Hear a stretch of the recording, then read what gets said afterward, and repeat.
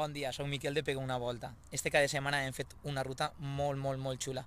Hem estat fent la marxa del Fuji, que és una marxa que organitza el Club de Muntanya Margalló Benissa. És en la Marina Alta. Com podeu veure, així tenim el Montgó i nosaltres estem en l'alberg de Segària, que és aquestes cases d'ací. Hem fet 2 dies de ruta. El primer dia hem anat al Barranc de l'Infern, que és una ruta de les més conegudes del territori valencià, i avui el que hem fet és pegar-li la volta a la muntanya de Segària. Vos deixen els vídeos perquè segur que vos agraden. Vinga, anem!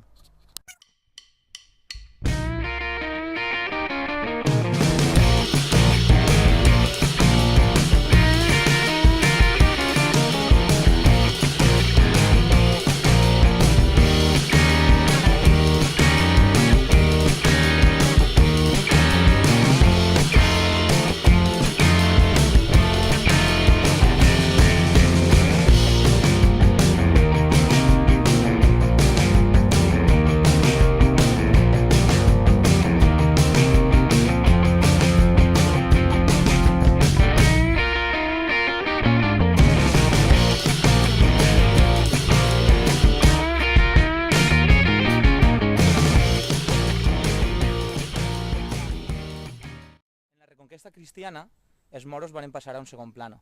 Al principi van poder continuar en les seues costums, en la seva religió, però després, a poc, van ser relegats, es van tirar de les terres més fèrtils i van anar cap a muntanyes més abruptes, com aquestes que anem a veure avui, que estan en la vall de Laguar.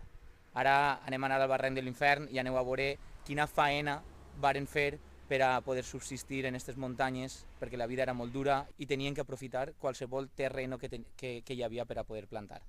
Anem a veure perquè és impressionant el treball que varen fer. Anem.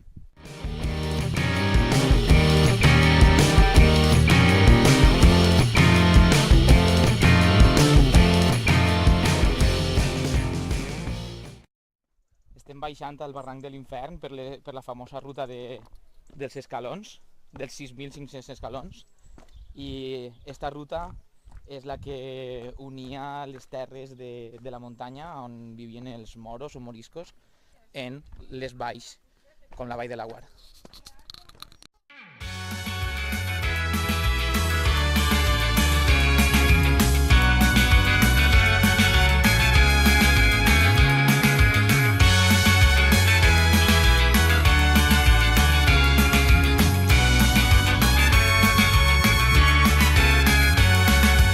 Viure i conèixer les comarques, petites parts del nostre cor, recorrer les nostres muntanyes, felicitat simple com jo. Increïble la feina que varen fer, i després de tot els pobres, finalment en l'any 1609, injustament els varen tirar de la seva terra, perquè hem de recordar que era la seva terra, i els varen tirar per la seva religió.